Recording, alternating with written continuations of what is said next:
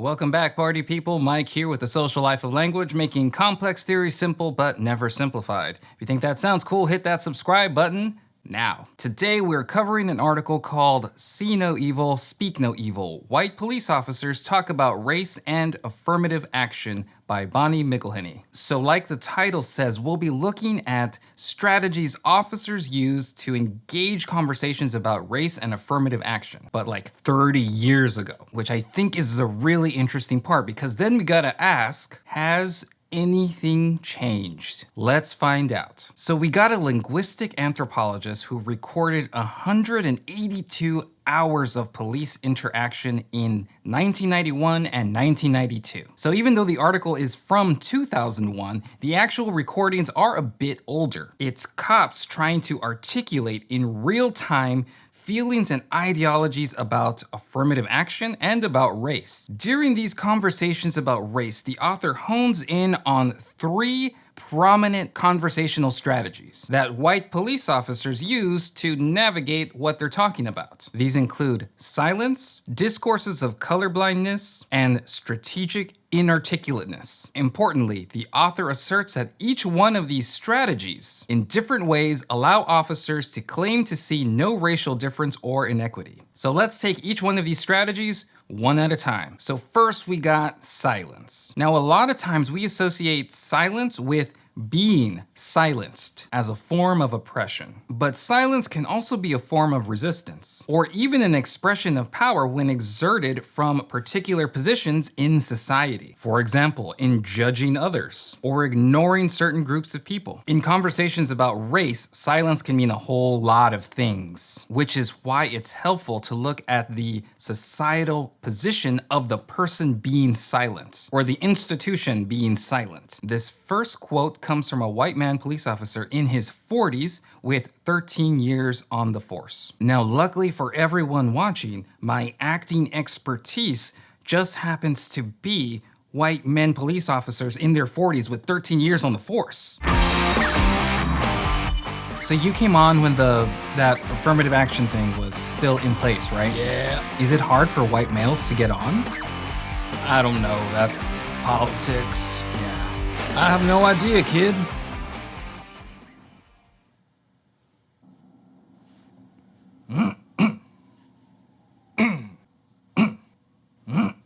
Oh boy, 45 seconds of silence in the middle of an interview.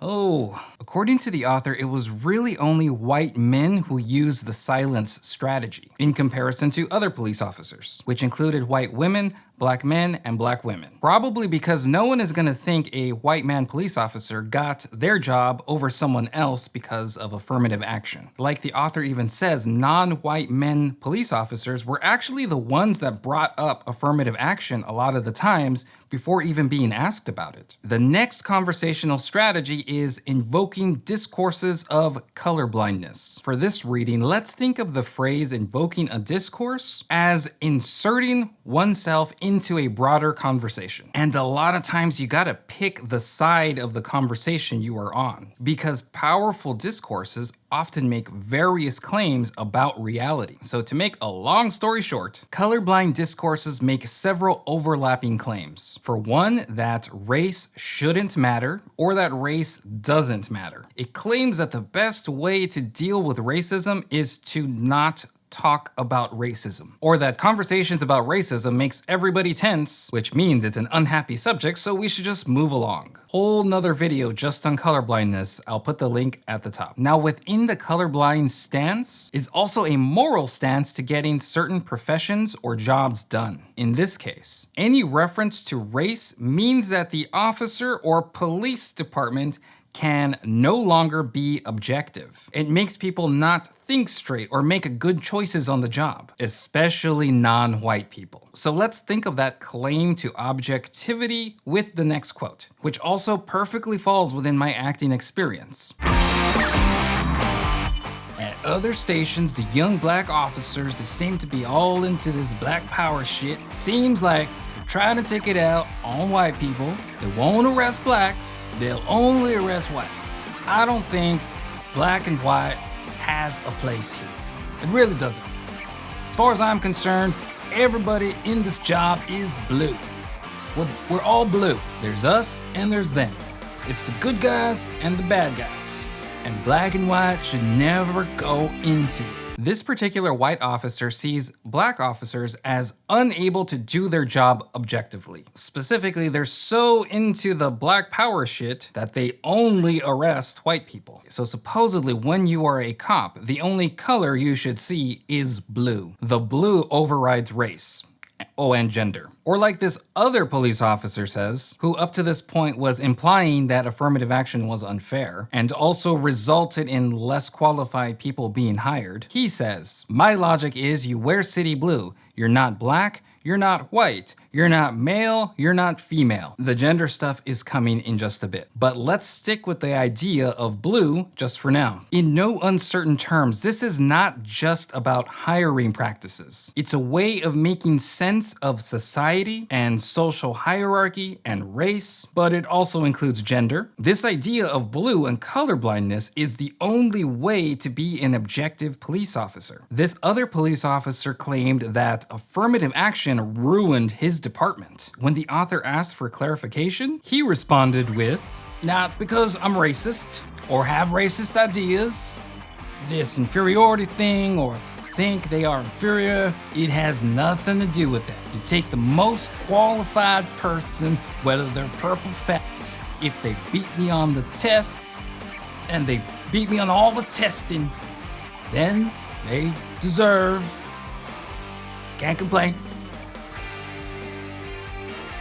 So this dude drops the other F word and not only invokes colorblindness, but supposedly a neutral stance to gender and sexuality, which reinforces the heteronormative realities of policing. This means the idea of the blue is an ideology of race, gender, and sexuality at the minimum. But also interesting in this quote is the color purple, which indirectly flattens all racial colors to the importance of the color purple. In other words, in a linguistic ninja move, all colors are the same. Therefore, no color is more important than another color. So there is a certain tendency to the way officers approach this stuff. Or as the author asserts, white officers see themselves as arguing for a universal, objective, meritocratic standard. Yet also interesting is seeing how white women handle these conversations. Because at the time, white women also benefited from affirmative action policies. Unsurprisingly, white women had to be sure to frame themselves as legit, which often entailed framing others as illegitimate. But remember, everyone is blue, right? So you can't be super direct when talking bad about your fellow officers, which kind of put white women in this position to utilize a conversational technique the author called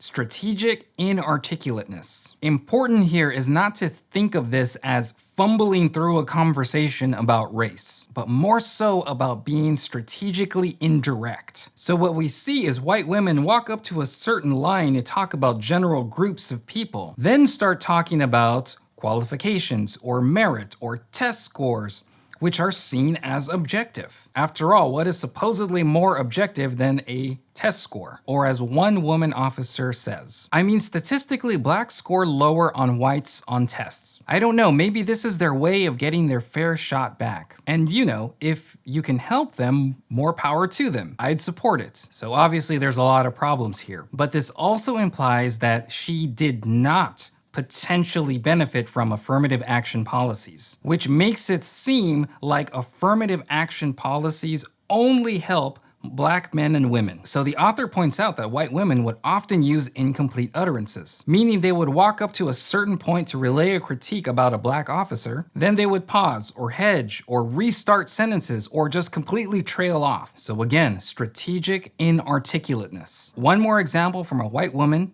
28 years old, 3 years on the job. There are black women that could, do it, but there's a lot that shouldn't be on because, just that quota system. They can do it. I mean, everybody has the same chance. I went to city school. I made do with what I had.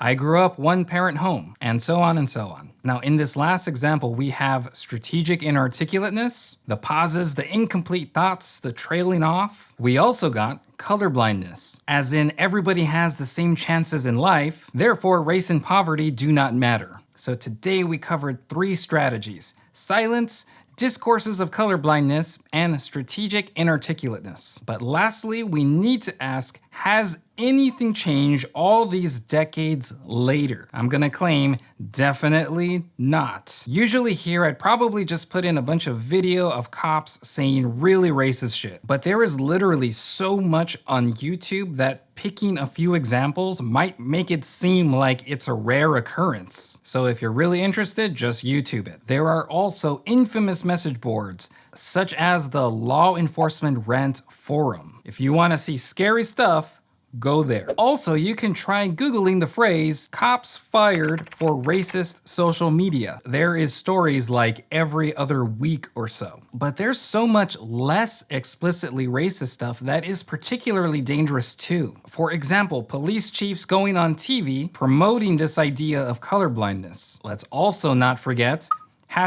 #Blue Lives Matter, which proponents always claim is not about race. So that idea of the blue is alive and well. So the bottom line here is, if white supremacy was a country song, today we got different singers playing different instruments. But it's still the same song. It's still white supremacy. Well, that's all for today, folks. Don't forget you can look up my publications on academia.edu. And of course, you can directly support this channel on Patreon. This is Mike with The Social Life of Language, and we're done.